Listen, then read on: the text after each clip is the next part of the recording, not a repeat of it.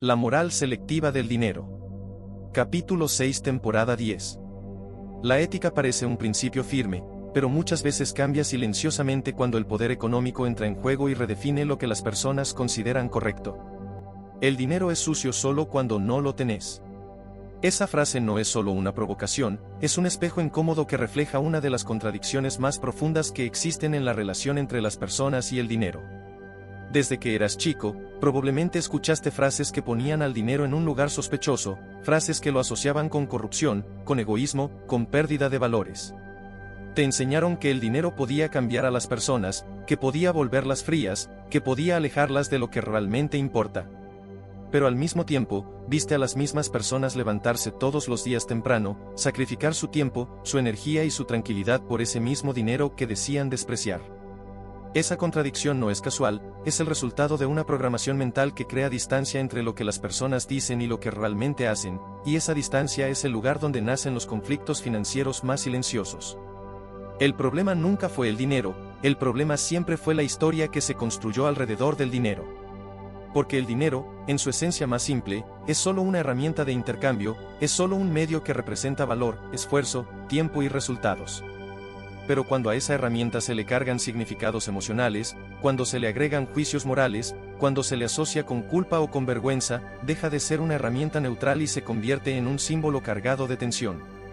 Y cuando una persona tiene una relación tensa con el símbolo, inevitablemente tendrá una relación tensa con el resultado. No importa cuánto trabaje, no importa cuánto se esfuerce, si en su interior siente que el dinero es algo negativo, siempre encontrará la forma consciente o inconsciente de mantenerlo lejos. Existe una moral selectiva alrededor del dinero, una moral que cambia dependiendo de quien lo tenga y de quien lo observe. Cuando una persona sin resultados económicos habla de querer ganar más dinero, muchas veces es juzgada como ambiciosa en el mal sentido, como si desear crecer fuera una señal de vacío interno. Pero cuando una persona con resultados económicos habla de dinero, esa misma intención es interpretada como visión, como liderazgo, como mentalidad de crecimiento. El dinero no cambió, la intención no cambió, lo único que cambió fue la percepción externa. Eso demuestra que el dinero no es el verdadero objeto del juicio, el verdadero objeto del juicio es la identidad de la persona que lo posee o que lo desea. Este fenómeno tiene consecuencias profundas, porque condiciona la forma en que las personas se permiten avanzar. Muchas personas no se detienen por falta de capacidad, se detienen por falta de permiso interno. Se detienen porque sienten que crecer financieramente podría alejarlos de su entorno, podría generar críticas, podría hacerlos sentir diferentes. Y el ser humano, por naturaleza, busca pertenecer. Busca ser aceptado. Busca sentirse parte de algo. Entonces, cuando el crecimiento financiero amenaza esa sensación de pertenencia, el cerebro interpreta el crecimiento como un riesgo, no como una oportunidad. Y frente al riesgo, el cerebro elige la seguridad de lo conocido, incluso si esa seguridad significa estancamiento. Esto explica por qué tantas personas permanecen durante años en el mismo nivel de ingresos, incluso teniendo el talento, la inteligencia y las oportunidades para crecer. No es que no puedan avanzar, es que emocionalmente sienten que avanzar tiene un costo invisible. El costo de ser juzgados, el costo de ser incomprendidos, el costo de ser señalados como alguien diferente. Y para muchas personas, ese costo es más alto que el beneficio económico. Entonces eligen la estabilidad conocida sobre la expansión desconocida, eligen la validación externa sobre la evolución interna, eligen seguir siendo quienes siempre fueron, aunque en el fondo sepan que pueden ser más. El dinero no tiene moral, no tiene conciencia, no tiene intención. El dinero no puede corromper a nadie, porque el dinero no tiene poder propio. El dinero solo amplifica lo que ya existe dentro de la persona. Si una persona tiene miedo, el dinero amplificará su miedo. Si una persona tiene claridad, el dinero amplificará su claridad. Si una persona tiene inseguridad, el dinero amplificará su inseguridad. Por eso el verdadero desafío nunca es ganar dinero, el verdadero desafío es convertirse en alguien capaz de sostenerlo sin traicionarse a sí mismo. Porque muchas personas pueden ganar dinero una vez, pero muy pocas pueden construir una identidad que les permita mantenerlo y multiplicarlo sin entrar en conflicto interno. Cuando una persona empieza a cambiar su realidad financiera, no solo cambia su cuenta bancaria, cambia su percepción del mundo, cambia su percepción de sí mismo, cambia sus prioridades, cambia sus decisiones. Y ese cambio interno es el que más incomoda, porque rompe con la versión anterior de la identidad. La persona deja de verse como alguien limitado y empieza a verse como alguien con posibilidades. Deja de verse como alguien que sobrevive y empieza a verse como alguien que construye. Y ese cambio de percepción es el punto donde muchas personas se sabotean, porque crecer financieramente implica soltar la historia anterior, implica dejar atrás las creencias que definían quién creían que eran. Por eso, el mayor límite financiero no está afuera, no está en el mercado, no está en la economía, no está en las oportunidades disponibles. El mayor límite financiero está en la forma en que una persona se percibe a sí misma en relación al dinero. Porque nadie puede construir una realidad que contradiga profundamente su propia identidad. Nadie puede sostener resultados que no cree merecer. Nadie puede expandirse si en el fondo sigue sintiendo que debe permanecer pequeño para ser aceptado. Y hasta que esa relación interna no cambie, cualquier cambio externo será temporal.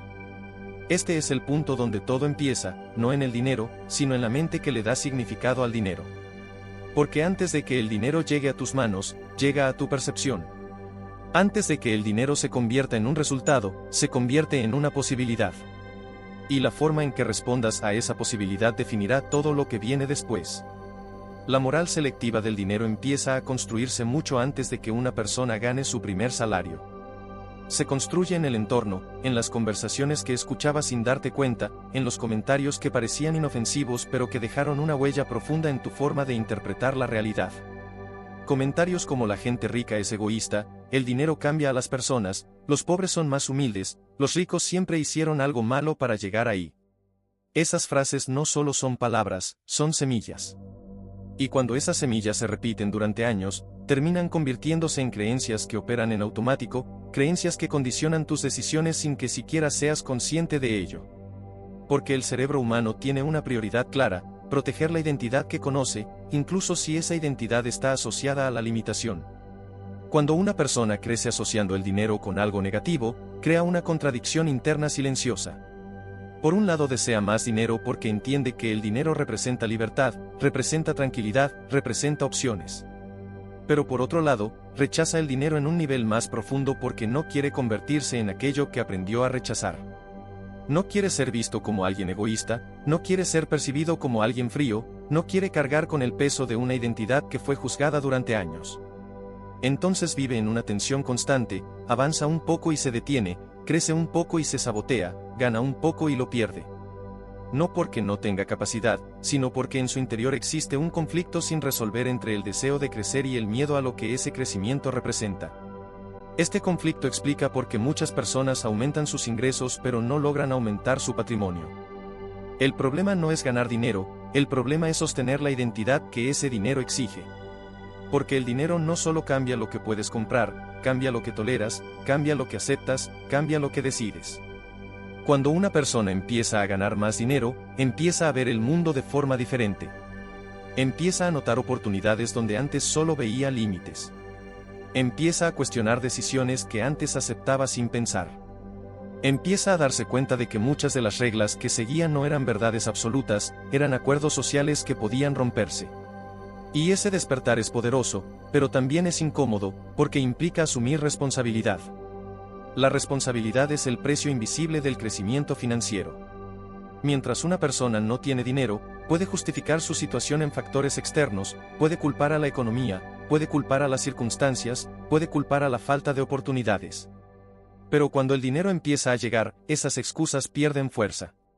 La persona empieza a entender que sus decisiones tienen un impacto directo en sus resultados. Empieza a entender que su realidad financiera es una consecuencia acumulada de sus elecciones diarias. Y esa comprensión es liberadora, pero también es confrontante, porque elimina la ilusión de que alguien más tiene el control. Aquí es donde muchas personas entran en un ciclo inconsciente de autosabotaje. Cuando el dinero empieza a desafiar la identidad anterior, el cerebro interpreta ese cambio como una amenaza. No porque el dinero sea peligroso, sino porque lo desconocido es percibido como peligroso. Entonces la persona toma decisiones que la devuelven a su punto de partida.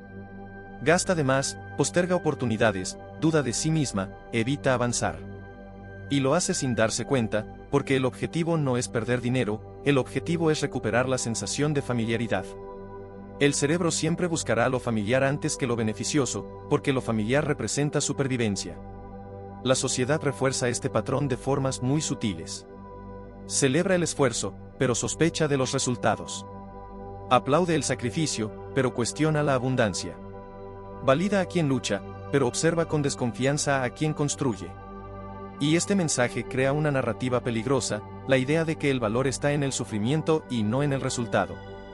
Entonces muchas personas aprenden a sentirse más cómodas en la carencia que en la abundancia, porque la carencia es socialmente aceptada, es emocionalmente comprendida, es culturalmente validada. La abundancia, en cambio, exige una identidad diferente, una identidad que no siempre recibe la misma aprobación. Pero hay algo que pocas personas entienden: el dinero no cambia quién eres, revela quién eres. El dinero no crea tu carácter, expone tu carácter. Si una persona es disciplinada sin dinero, será disciplinada con dinero. Si una persona es impulsiva sin dinero, será impulsiva con dinero. Si una persona tiene claridad sin dinero, tendrá claridad con dinero. Por eso el verdadero trabajo no empieza cuando el dinero llega, empieza antes. Empieza en la forma en que piensas, en la forma en que decides, en la forma en que te percibes a ti mismo en relación con el valor. Porque el ingreso que una persona genera es, en gran parte, un reflejo de lo que esa persona se permite recibir. No desde un lugar místico, sino desde un lugar práctico. Una persona que se percibe como alguien limitado tomará decisiones limitadas. Evitará riesgos, evitará exponerse, evitará intentar. En cambio, una persona que se percibe como alguien capaz tomará decisiones diferentes. Buscará aprender, buscará crecer, buscará posicionarse en entornos que expandan su visión. Y con el tiempo, esas decisiones crean resultados diferentes. El punto más peligroso de la moral selectiva del dinero es que mantiene a las personas atrapadas en un estándar que no eligieron conscientemente. Un estándar heredado, repetido, normalizado. Un estándar que define cuánto es suficiente, cuánto es aceptable, cuánto es demasiado. Y cualquier intento de romper ese estándar genera incomodidad, no solo en la persona que intenta crecer, sino también en el entorno que la rodea. Porque el crecimiento de una persona obliga a otros a confrontar su propia falta de crecimiento. Y no todos están preparados para esa confrontación. Por eso, crecer financieramente no es solo un proceso económico, es un proceso psicológico. Es un proceso de reconstrucción interna. Es el proceso de cuestionar creencias que parecían verdades absolutas. Es el proceso de redefinir lo que significa el dinero en tu vida. Es el proceso de dejar de ver el dinero como un enemigo y empezar a verlo como un resultado. Un resultado de tu claridad, un resultado de tus decisiones, un resultado de tu capacidad de crear valor. Y cuando esa relación cambia, todo empieza a cambiar. Porque en ese momento el dinero deja de ser un conflicto y se convierte en una consecuencia. Cuando una persona empieza a ver el dinero como una consecuencia y no como un conflicto, ocurre una transformación silenciosa pero irreversible.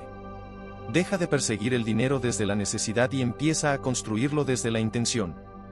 Y esta diferencia lo cambia todo, porque la necesidad genera urgencia, y la urgencia genera decisiones impulsivas. En cambio, la intención genera dirección, y la dirección genera decisiones estratégicas. La mayoría de las personas toman decisiones financieras para aliviar el presente, no para construir el futuro. Buscan el alivio inmediato, no el crecimiento sostenido. Y esa es una de las trampas más efectivas que existen, porque mantiene a las personas ocupadas, pero no necesariamente avanzando. El sistema está diseñado para recompensar la previsibilidad. La persona que consume sin cuestionar es predecible. La persona que trabaja sin negociar es predecible. La persona que acepta sin exigir es predecible. Pero la persona que piensa, la persona que cuestiona, la persona que decide construir algo propio, deja de ser predecible. Y en ese momento deja de ser fácil de controlar. Por eso, durante años, se ha reforzado la idea de que la estabilidad es el objetivo final, cuando en realidad, la estabilidad sin crecimiento es solo una forma elegante de estancamiento. La moral selectiva del dinero aparece con más fuerza cuando alguien decide salir de ese patrón. Cuando alguien decide ganar más, cobrar más, construir más. Porque en ese momento aparecen las opiniones, aparecen los juicios, aparecen las críticas. No siempre directas, a veces disfrazadas de preocupación. Comentarios como ten cuidado, no es tan fácil, eso es muy arriesgado, deberías valorar lo que ya tienes. Y aunque esas palabras parecen inofensivas, tienen un efecto poderoso, siembran duda. Y la duda es suficiente para detener a alguien que todavía no ha fortalecido su convicción. La mayoría de las personas no fracasa por falta de capacidad, fracasa por falta de permiso interno. No se permiten ganar más, no se permiten crecer más, no se permiten convertirse en alguien diferente. Porque convertirse en alguien diferente implica soltar la versión anterior de sí mismos. Implica soltar hábitos, soltar entornos, soltar identidades que durante años les dieron una sensación de pertenencia. Y el ser humano valora profundamente la pertenencia, incluso si esa pertenencia está asociada a la limitación. Hay una verdad que incomoda, pero que necesita ser entendida. El entorno en el que creces influye profundamente en el estándar que aceptas. Si creces en un entorno donde ganar lo suficiente es el objetivo, difícilmente pensarás en ganar más que eso. Si creces en un entorno donde sobrevivir es la prioridad, difícilmente pensarás en construir abundancia. No porque no puedas, sino porque nunca fue presentado como una posibilidad real. Y el cerebro no persigue lo que no percibe como posible. Por eso, el crecimiento financiero empieza con la expansión de la percepción. Empieza cuando una persona se expone a nuevas ideas, a nuevas referencias, a nuevas formas de entender el dinero. Empieza cuando deja de ver el dinero como algo que solo algunos pueden tener y empieza a verlo como algo que puede construir. Porque el dinero no responde a la necesidad, responde al valor. Y el valor es el resultado de lo que sabes, de lo que haces y de cómo lo haces. Las personas que logran construir riqueza no son necesariamente las más inteligentes, pero sí son las que lograron liberarse de la moral selectiva que limita a la mayoría. Son las que dejaron de ver el dinero como algo que debía ser justificado y empezaron a verlo como algo que podía ser creado. Son las que dejaron de pedir permiso emocional para crecer. Son las que entendieron que el dinero no es una recompensa moral, es una consecuencia práctica. Y en ese punto ocurre algo poderoso. La persona deja de tomar decisiones para ser aceptada y empieza a tomar decisiones para ser coherente consigo misma. Y esa coherencia se refleja en todo. Se refleja en cómo administra su dinero, en cómo invierte su tiempo, en cómo elige sus oportunidades. Porque entiende que cada decisión es una construcción. Cada decisión acerca o aleja. Cada decisión fortalece o debilita. La moral selectiva pierde poder cuando una persona deja de buscar validación externa. Porque la validación externa es variable, es inestable, es inconsistente.